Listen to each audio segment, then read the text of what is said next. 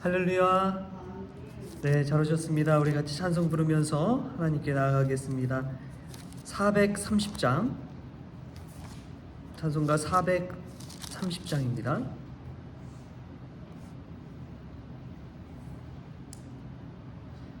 주와 같이 가는 것 즐거운 일 아닌가. 우리 주님 걸어가신 발자취를 밟겠네. 한 걸음 한 걸음 주 예수와 함께 날마다 날마다 우리 걸어가리. 어린아이 같은 우리 미련하고 약하나 주의 손에 이끌리어 생명길로 가겠네. 한 걸음 한 걸음 주 예수와 함께 날마다 날마다 우리 걸어가리. 꽃이 피는 들판이나 험한 골짜기라도 주가 인도하는 대로 주와 같이 가겠네. 한 걸음 한 걸음 주 예수와 함께 날마다 날마다 우리 걸어가리. 옛 선지자의 녹같이 우리들도 천국에 들려 올라갈 때까지 주와 같이 걷겠네. 한 걸음 한 걸음 주 예수와 함께 날마다 날마다 우리 걸어가리. 아멘.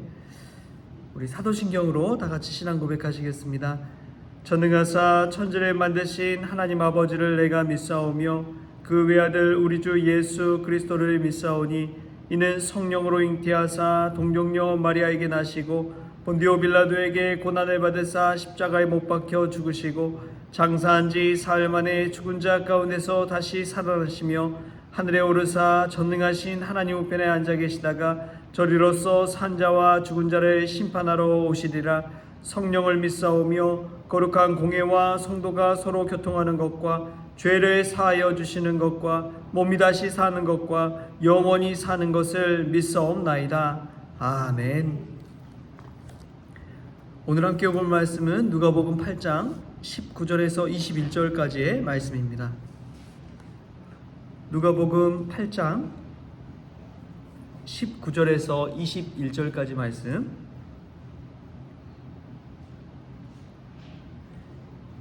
신약성경 104페이지에 나와 있습니다. 우리 같이 한 목소리로 읽겠습니다. 예수의 어머니와 그 동생들이 왔으나 무리로 인하여 가까이 하지 못하니 어떤 이가 알리되 당신의 어머니와 동생들이 당신을 보려고 밖에 서 있나이다.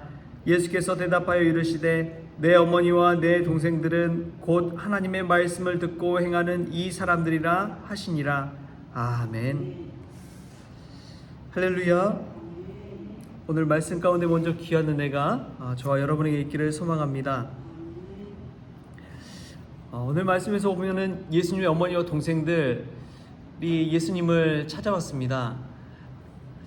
예수님의 가족들에 관해서 우리가 마리아와 요셉에 관해서 알고 있고, 또 보면은 성경에 이름들이 여러 개가 나오지만 그 중에 우리가 알아야 할 동생들이 있어요. 야고보와 유다입니다. 신약 성경에 보면은 야고보서가 있고 유다서가 있는데 다 주의 형제들이 거기에 해당되는 인물들입니다. 야고보 같은 경우에는 우리가 이 낙타무릎으로 유명한 분이죠. 초대 예루살렘 교회의 감독을 맡아서 이 교회를 이끌어가던 리더였습니다.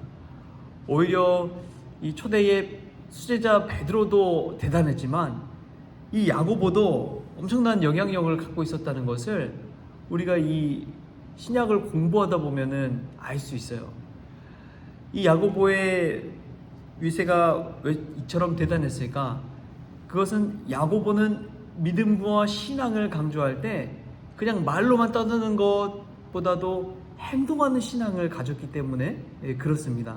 삶 속에서 행함이 없는 믿음은 죽은 믿음이다 라고 강하게 이야기하다 보니까 웬만한 사람들 신앙생활 하는데 그냥 말은 좋게 할 수 있잖아요. 말은 믿는다고 할 수 있잖아요. 근데 행함 가운데 믿음을 실천하는 것까지 요청을 하니까 이 야고보 스스로도 그 실천을 행하니까 사람들에게 영향력이 그만큼 있는 것이죠. 리더란 그런 것 아니겠습니까? 아무리 말로 떠드는 리더가 있다고 보십시오. 정말 좋은 말을 하는데 근데 그 인격과 삶이 그 말을 따라가지 못해요. 반면에 말은 좀 어눌할지라도 삶과 인격을 통해서 하나님의 말씀을 증거하고 실천하는 사람이 있다면 그 사람의 영향력은 대단한 것이죠. 야고보가 바로 그러한 삶을 살았습니다. 그런데 처음에는 야고보도 그렇고 동생 유다도 그렇고 예수님을 볼 때에 그렇게 곱지 않은 시선으로 봤던 것 같아요. 형이 정신이 나갔구나. 집도 나가더니 정신도 나갔구나. 그렇게 생각을 했던 것 같아요. 그래서 막 돌아다니면서 수많은 무리를 이끌고 다니는 형의 모습 이야기를 듣고 소문을 듣고 예수님의 어머니와 그 동생들이 찾아왔습니다.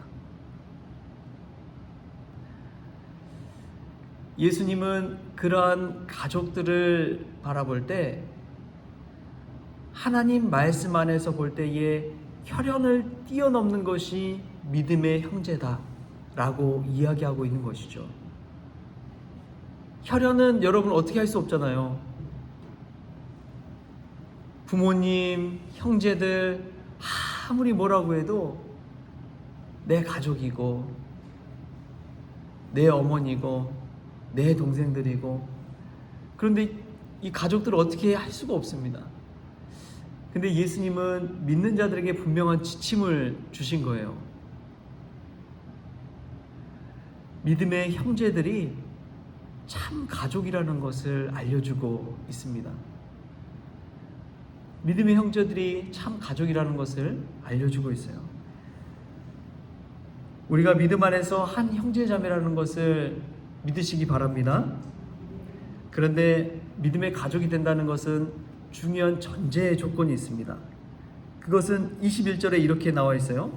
예수께서 대답하여 이르시되 내 어머니와 내 동생들은 곧 하나님의 말씀을 듣고 행하는 이 사람들이라 하시니라.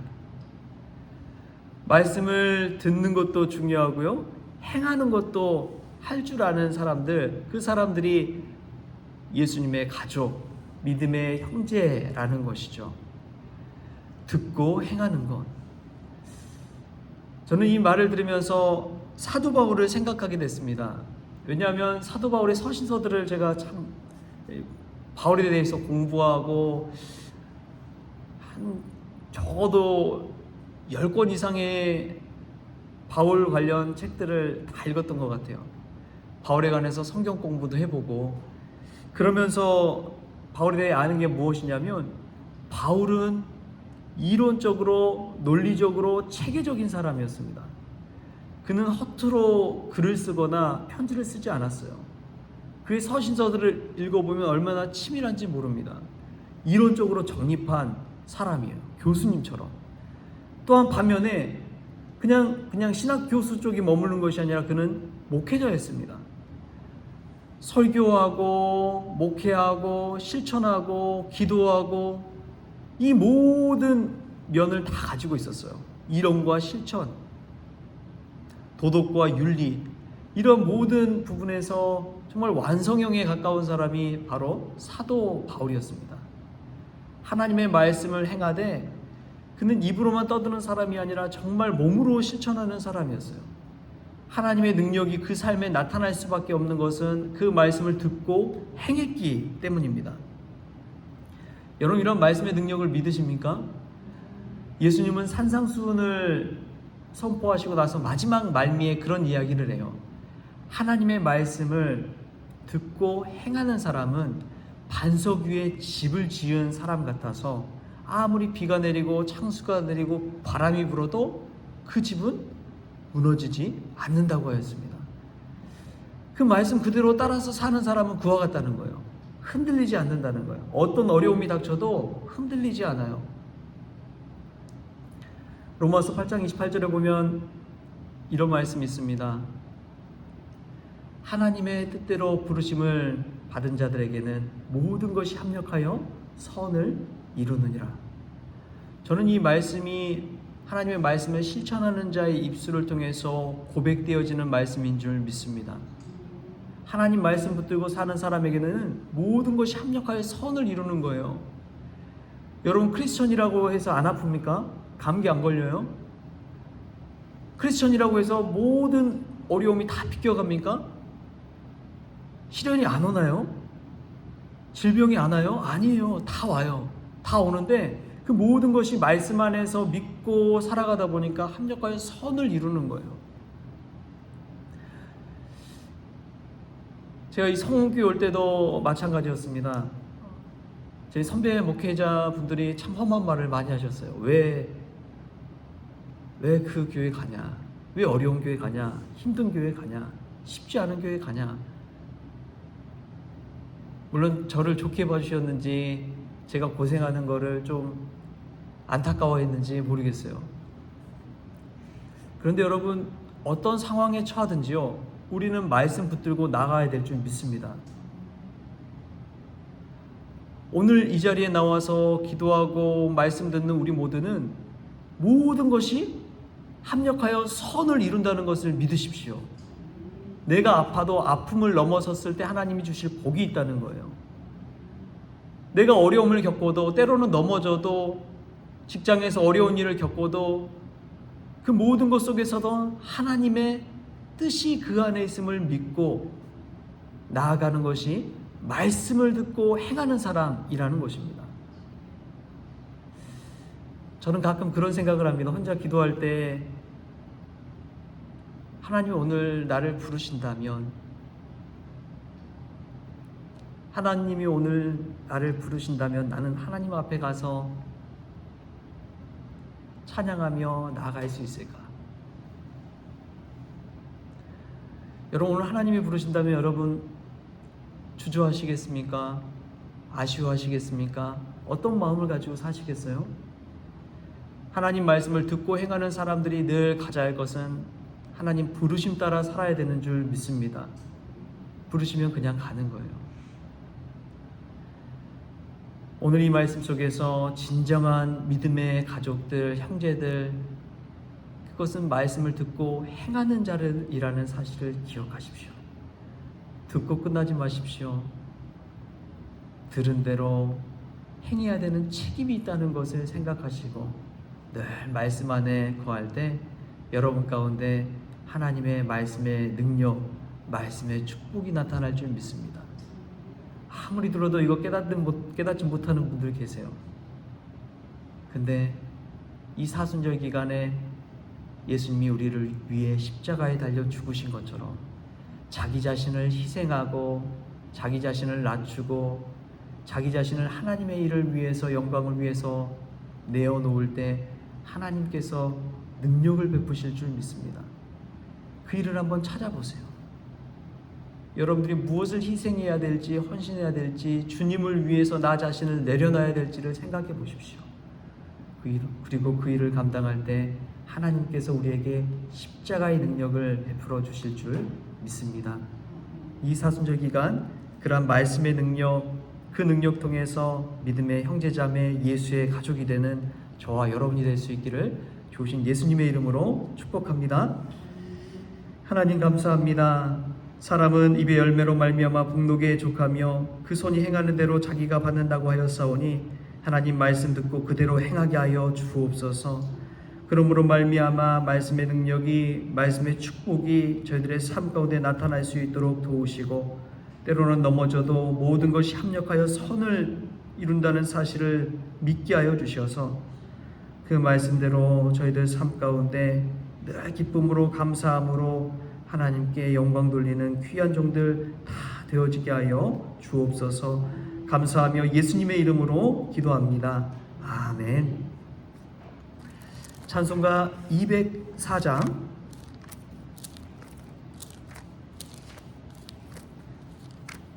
같이 찬송 부르시겠습니다. 찬송가 204장입니다. 주의 말씀 듣고서 준행하는 자는 반석 위에 터닫고 집을 지음 같아 비가 오고 물나며 바람 부딪혀도 반석 위에 세운 집 무너지지 않네. 잘 짓고 잘 짓세 우리 집 잘 짓세 만세 반석 위에다 우리 집 잘 짓세. 주의 말씀 듣고도 행치 않는 자는 모래 위에 터닫고 집을 지음 같아 비가 오고 물나며 바람 부딪힐 때 모래 위에 세운 집 크게 무너지네. 잘 짓고 잘 짓세 우리 집 잘 짓세 만세 반석 위에다 우리 집 잘 짓세. 세상 모든 사람들 집을 짓는 자니 반석 위가 아니면 모래 위에 짓네. 우리 구주 오셔서 지은 상을 줄 때 세운 공로 따라서 영영 상벌 주리. 잘 짓고 잘 짓세 우리 집 잘 짓세 만세 반석 위에다 우리 집 잘 짓세. 아멘. 우리 주기도문으로 오늘 새벽 기도 마치겠습니다. 하늘에 계신 우리 아버지여, 이름이 거룩히 여김을 받으시오며 나라가 임하시오며 뜻이 하늘에서 이루어진 것 같이 땅에서도 이루어지이다. 오늘 우리에게 일용할 양식을 주시옵고 우리가 우리에게 죄 지은 자를 사하여 준 것 같이 우리 죄를 사하여 주시옵고 우리를 시험에 들게 하지 마시옵고 다만 악에서 구하시옵소서. 나라와 권세와 영광이 아버지께 영원히 있사옵나이다. 아멘.